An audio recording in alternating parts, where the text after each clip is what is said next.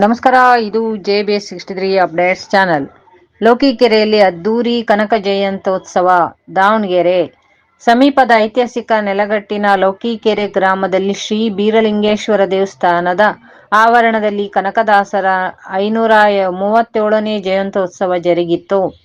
ಗ್ರಾಮದ ಹಿರಿಯರು, ಯುವಕರು, ಸಕಲ ಗ್ರಾಮಸ್ಥರ ಸಮ್ಮುಖದಲ್ಲಿ ಅದ್ದೂರಿಯಾಗಿ ನೆರವೇರಿಸಲಾಯಿತು.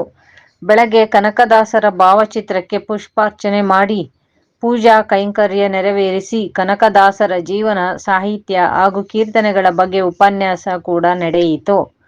ಈವರೆಗೂ ಶಿಕ್ಷಕ ವೃತ್ತಿಯಲ್ಲಿ ಸೇವೆ ಸಲ್ಲಿಸಿ ಪ್ರಸ್ತುತ ಲೋಕಿಕೆರೆಯಲ್ಲಿ ವಾಸ್ತವ್ಯ ಹೂಡಿರುವ ಶಂಕರಮೂರ್ತಿ ಅವರು ಮಾತನಾಡಿ, ಕನಕದಾಸರ ಅದ್ಭುತ ವೈಚಾರಿಕ, ಆಧ್ಯಾತ್ಮಿಕ, ಧಾರ್ಮಿಕ ತತ್ವಪದಗಳು ಈಗಲೂ ಕೂಡ ಜನಮಾನಸದಲ್ಲಿ ಉಳಿದಿವೆ.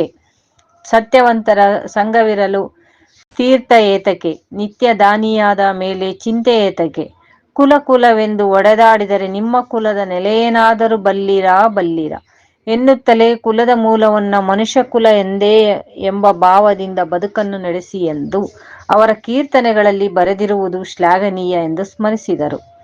ಈ ಸಂದರ್ಭದಲ್ಲಿ ಹಾಲಿ ಗ್ರಾಮ ಪಂಚಾಯಿತಿ ಅಧ್ಯಕ್ಷ ಶಿಲ್ಪಾ ಶಿವಮೂರ್ತಿ, ಅಧ್ಯಕ್ಷ ಶ್ರೀಮತಿ ಪಾರ್ವತಮ್ಮ ಅಡಿವಪ್ಪ, ಸದಸ್ಯರುಗಳಾದ ಉಮೇಶ್, ಮಂಜಪ್ಪ, ತಾಳದ ಭೂಮಪ್ಪ, ತಾಲೂಕು ಪಂಚಾಯಿತಿ ಮಾಜಿ ಸದಸ್ಯ ಪೂಜಾರ್ ಅಂಜಿನಪ್ಪ, ಮಾಜಿ ಸೊಸೈಟಿ ಅಧ್ಯಕ್ಷ ತಾಳದರ ಮೂರ್ತಿ, ಮಾಧ್ಯಮ ಹಿರಿಯ ಪತ್ರಕರ್ತ ಪುರಂದರ ಲೋಕಿಕೆರೆ ಸಿಪಿ ಮೃತ್ಯುಂಜಯ ಸೇರಿದಂತೆ ಅನೇಕ ಗ್ರಾಮಸ್ಥರು ಉಪಸ್ಥಿತರಿದ್ದರು. ಸಂಜೆ ಕನಕದಾಸರ ಭಾವಚಿತ್ರ ಇರುವ ಬೃಹತ್ ಫಲಕ ಸಮೇತ ಯುವಕರು ಹರ್ಷೋದ್ಗಾರ, ಜಯಂಕಾರ ಮಾಡುತ್ತಾ ಗ್ರಾಮದ ಪ್ರಮುಖ ಬೀದಿಗಳಲ್ಲಿ ಮೆರವಣಿಗೆ ನಡೆಸಿದರು. ಹದಡಿ ಪೊಲೀಸ್ ಇಲಾಖೆ ಸಿಬ್ಬಂದಿ ಬಂದೋಬಸ್ತ್ ಹಮ್ಮಿಕೊಂಡಿತ್ತು. ವರದಿ ಪುರಂದರ ಲೋಕಿಕೆರೆ, ನಿರೂಪಣೆ ವೀಣಾ ಮೇಡಂ ಅವರು.